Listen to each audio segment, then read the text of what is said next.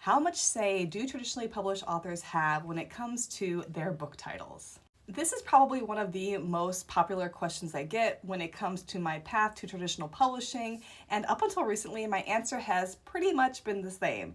You don't get much say. That being said, of my 4 published books, 2 of them were titles that I came up with.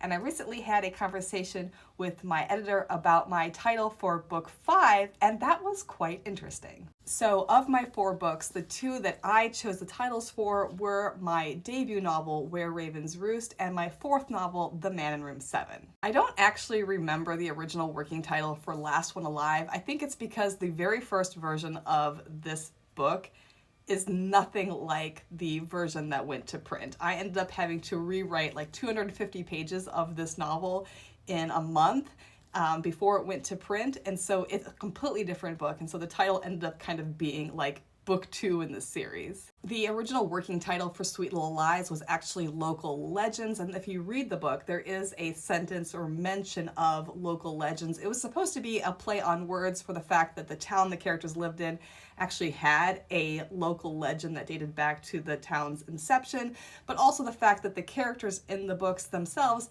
had kind of become local legends because of the crime that was committed. When the book went to the sales and marketing team, however, they didn't feel that that sat well in the genre. They didn't feel like it felt like it was in the psychological suspense niche, and that's very common to what happens in publishing, is that the author will come up with a working title or a title that they really like, and the editor will kind of maybe come up with some other ideas, will take it to the sales and marketing team. They will see what has already come out recently with similar or like titles. Was there another book in the same, similar, or a very different genre with that title? How well did that book sell? And just kind of do a comparison of, will that title work? And oftentimes the title that the author comes up with is not the one that ends up on the final version of the book. I was actually quite surprised that my publisher accepted the title that I came up with for my debut novel. And when I look back on it now, I think it might have been kind of a ploy to get me to sign with them, because I was actually went through the acquisition process at 2 different publishers. There were 2 different publishers who wanted this book, and the one publisher that I did not go with said that they were definitely going to change the title. This wasn't going to be the title that they would publish under. The other publishing house that I did go with, they said that they were going to keep the title, and honestly, I can't remember if they told me that before or after I signed with them, but if they did tell me that beforehand, it might have been an incentive to get me to sign with them, and of course, it was my debut novel. I think they were trying to make me a little bit happy, but this was a surprise, and I wouldn't say it was normal that this happens. The Man in Room 7 was my 4th novel. By the time I got to this one, I was kind of catching on to the types of titles that my publisher was putting out. I looked through the list of the recent catalog of books that had been published in my genre, and this just felt like a very typical suspense thriller title. It explained what the book was about in a vague enough way that made it interesting, but it clearly would tell the reader this is a suspense thriller. You can't really confuse this for any type of genre, and it matched well with what was already out in the market. And so I came up with this title, and they were like, yes, perfect, that's exactly what we would call it anyway. But let's talk about my newest novel, my 5th suspense thriller that is coming out in April of 2026. I received an email from my editor a few days ago with title suggestions, and this was new to me. I, of course, had a working title for this book. It was a title that I kind of liked, to be honest, but I knew that they weren't going to go with. As much as I liked it, it was a title that kind of felt like it could have been different genres. It felt like it could have been YA, could have potentially leaned in towards romance. It didn't really feel like it sat in the typical suspense thriller genre that my publisher puts out. And so even though I liked the title and it had a relevance to what happens in the book, I was fairly certain they were gonna turn it down. So I got an email from my editor And in it, she had sent me a list of 6 potential titles that she was going to present to the creative team and then take on to sales and marketing and see what they thought. But before she did that, she wanted my thoughts. She wanted to hear how I felt about the title suggestions, if I had a preference for any, if there was any I absolutely did not like. And I was shocked because that's never really happened before. Usually my editor will write to me and say, this is the title that the team is talking about. This is the title they think will really fit with the book.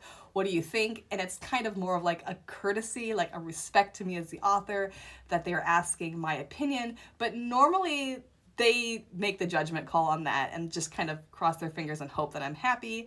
This time they actually wanted to know my personal thoughts and feelings on these 6 different titles. And they picked the one that I liked the most. I'm going to do an official book title reveal sometime this month, so I'm not going to say what title we chose, but it was very interesting, the process. Basically what I did was I looked at the 6 titles. There were 3 that really stood out to me as titles that I would have been happy with. Did I love them? Not really. There was one that really stood out to me as being more enticing than the others, but there were about 3 that I thought, okay, this fits the genre, this fits the story. It gives an idea of what might happen plot-wise or what the book might be about. But one of them, the one that I liked the most, was a little more subtle and in that sense creepier. And then of course there were the 3 that I really didn't like. But what I did was I wrote back to my editor. I said, these 3 are standing out to me. This is the one I like best. And then I explained why. I said, I like this title because there are 3 words in the title.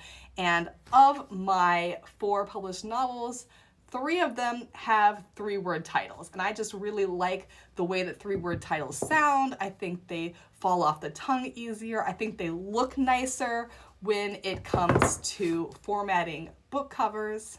And I really think that the 3-word book title just at this moment fits better with my personal branding as a thriller author. And my agent agreed.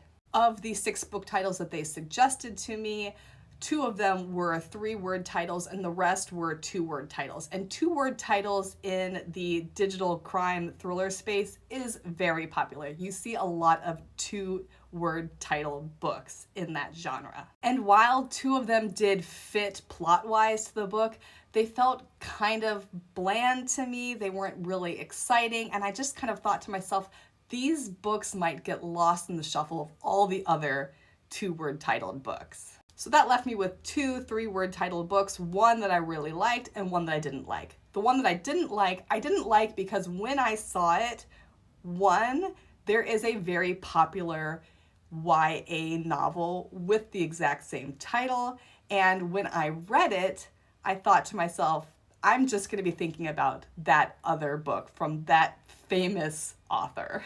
And my book is not YA, it is not the same genre as that YA novel. So while I technically could use that title, I really felt like readers might accidentally associate it with that novel since that novel is so much bigger than my book or any of my books will be at this moment in time that I thought, no, let's not go with that. So I explained to them why I thought the other 3-word title was the best choice of the bunch, why I thought it felt with the plot, why I felt like it had a close connection to the main character and the main character's journey in the story, and how I also felt like it added a creepy vibe to it because this 3-word title is also kind of a saying in English that people are very familiar with. And when you look at it from the outside, it seems very sweet and innocent, but taken in the context of a thriller can be very misleading and devious. And that has been my experience with book titles so far. Stay tuned for the reveal of Book 5.